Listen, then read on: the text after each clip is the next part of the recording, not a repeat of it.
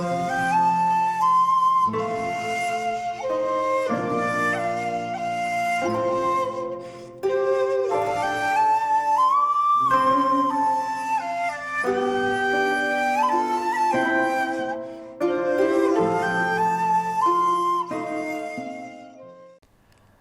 there, this is Solitary Ronan from Solitary Ronan Films, and welcome to another video. Today's video was inspired by a friend of the channel, Chris Mohan, who did a video about some recommendations for the Indicator yearly sale, which is on currently until the 1st of April. So I thought I would just pinch his idea and give some recommendations myself, not that anybody will pay any attention. Much like Chris, I am complete in the Indicator series. I still have about 20 films to watch to actually have watched all the Indicator releases. So I thought instead of doing individual recommendations, I'm going to do pairs of films, because if you're buying them for half price, you might as well buy two for the price of one. Some of these are natural pairs, some of them are a little bit more tenuous. It's actually quite interesting pulling them out. Some of the spine numbers are actually next to each other. So, like I say, I'm going to go through some lovely pairs and I'll finish with a absolute plum, a film that I would highly recommend. There is quite a lot of films like that in Indicator, but this is a special one that I think everybody should check out. Obviously everybody's taste is different, and everybody's going to have different ideas, but here's 10 pairs of films that I think are maybe worth a look. So an interesting thing happened in late 60s, early 70s British cinema was kind of offbeat spy films. Also the huge shadow of 007. We had the Harry Palmer, Michael Caine films. But there's some wonderful little odd, off the wall, slightly strange little spy films. So here's a couple. Spy number 36 is Otley, starring Tom Courtenay, Romy Schneider, Leonard Rossiter, James Bolam. This is actually directed by Dick Clement, who's famous for sitcom writing, along with his partner Alan LaFrenne. This is just, again, it's pretty much a James Bond film with a flat tire. Tom Courtenay is unsuspectingly becomes a spy, and he just gives a wonderfully charming performance, and it's just a lovely little off-kilter spy film, and as usual with Indicator, lots of really good extras as well. But partnered with Otley is A Dandy in Aspic, which is a bit of a strange title. This is Anthony Mann's last film. He actually died during the making of the film, and you can kind of tell because there is a kind of tonal shift in the film is a little bit uneven. It stars Lawrence Harvey. Interestingly enough, it co-stars Tom Courtenay as well. Harry Andrews, Mia Farrow, Lionel Stander and Peter Cook wanders in about 3/4 of the way through as if he's come from a completely different film. It is uneven, but again, if you're buying these at half price, then Otley and A Dandy in Aspic are two interesting offbeat little spy films. The line at the back says a double agent ordered to kill himself, and again, as you can see, with lots of special features. It's another interesting offbeat British spy film. Next, there's a few actors and directors that feature in the Indicator line. And obviously, I'm not like a huge George C. Scott fan or anything, but here's two from George C. Scott. The New Centurions, which is spy number 13 with Stacey Keach.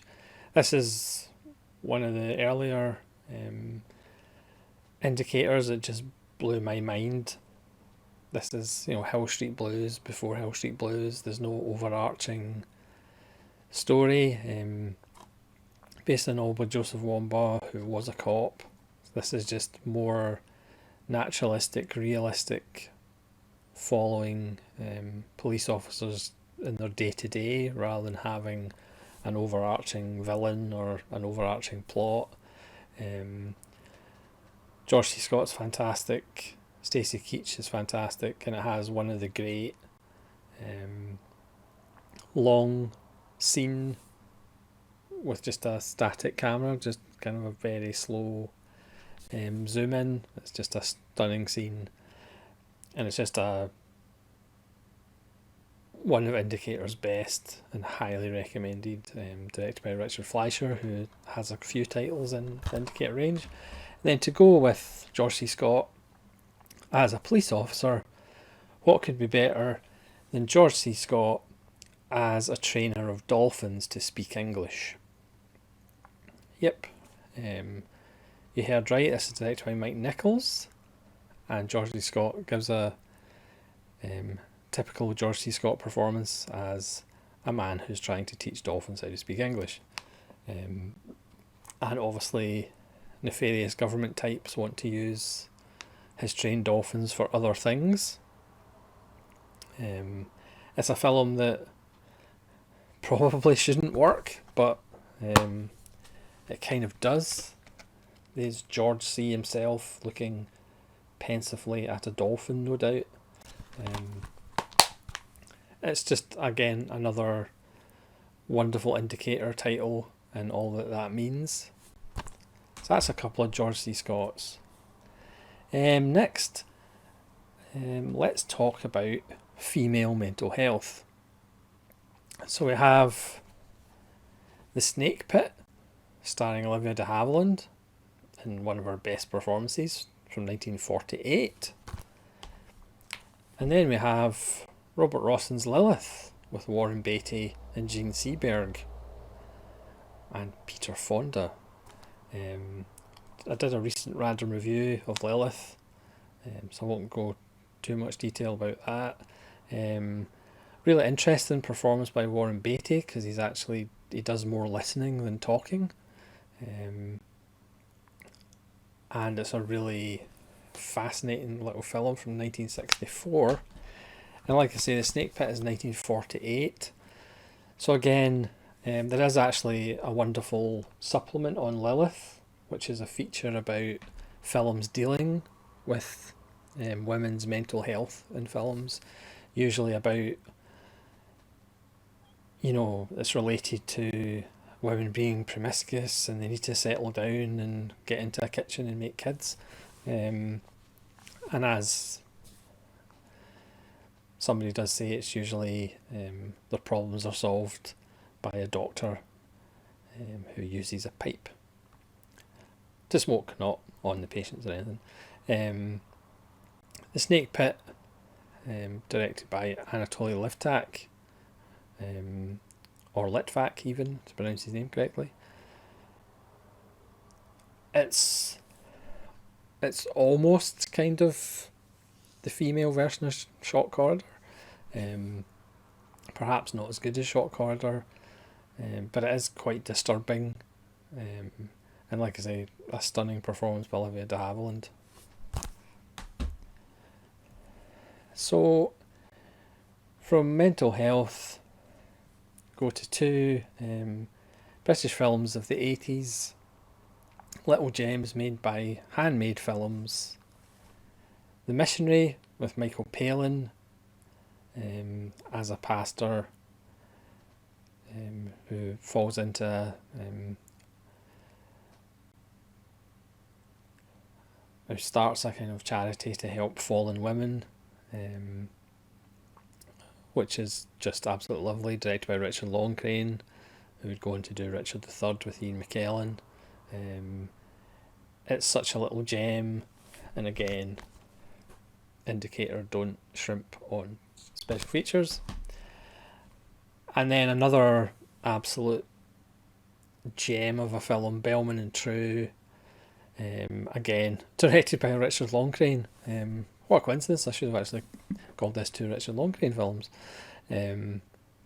This is 2 cuts of the film, which again is something that Indicator do with a few of the releases. So this one, it's a 122-minute cut or a 114-minute cut.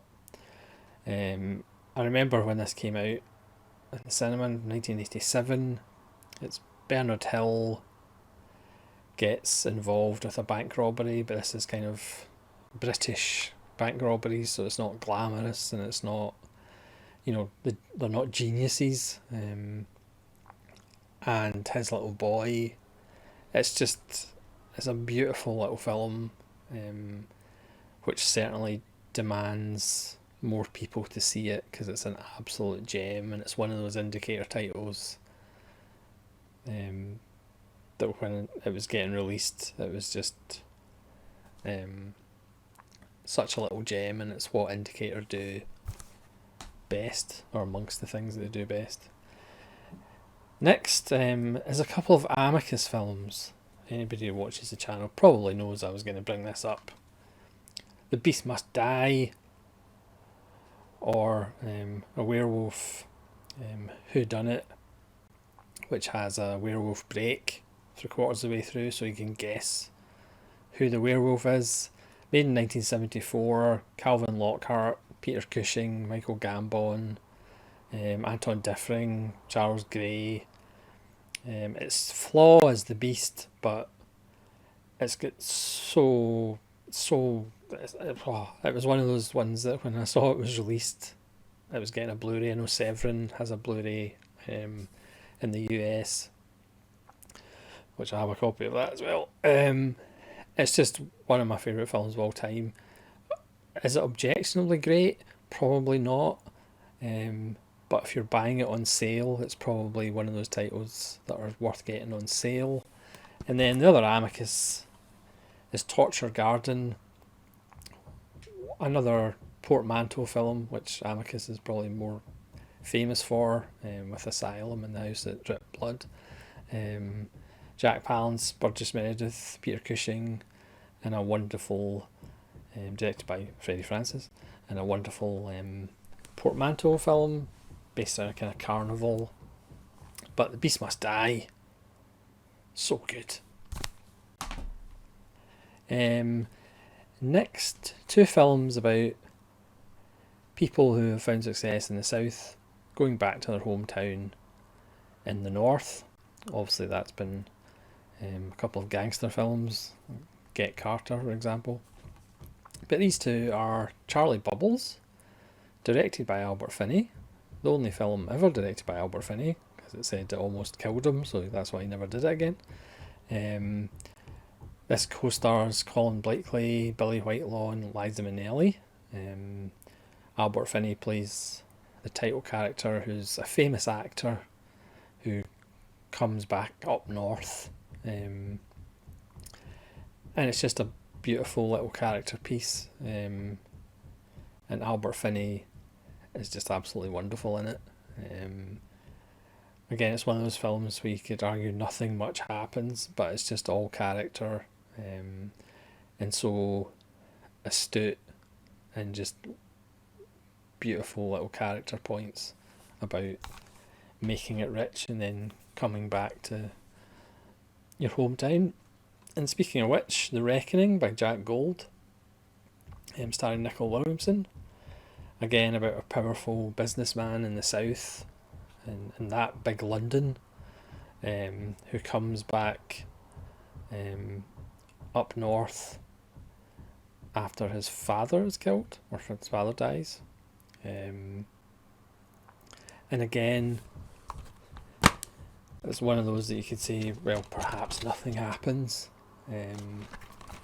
But again, it's just one of those films that you perhaps don't expect that much from, but it's actually just a wonderful little film. And again, it's the kind of thing that Indicator does so well that nobody else is really releasing.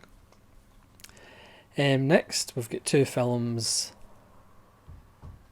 that are tenuously linked to governments perhaps not telling the truth or doing the right thing. The Stunning Missing with Jack Lemmon and Sissy Spacek by Costa Gavras, which is probably in the argument for the best film on Indicator.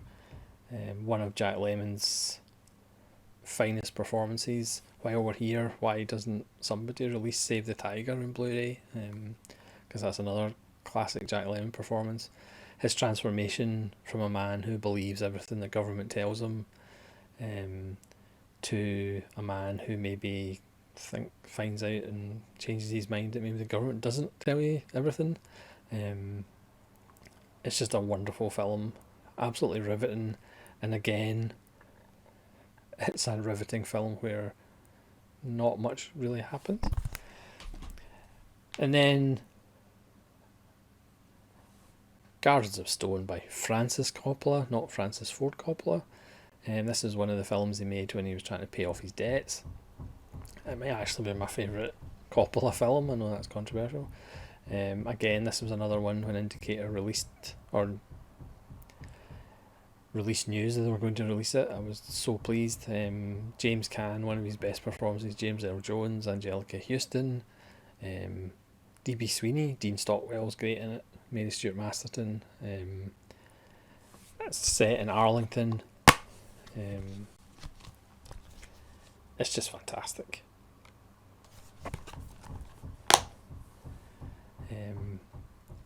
Again, as James Caan says, in Vietnam they carried about cards saying killing is our business and business is good, and he says, well, here burying is our business and business is better.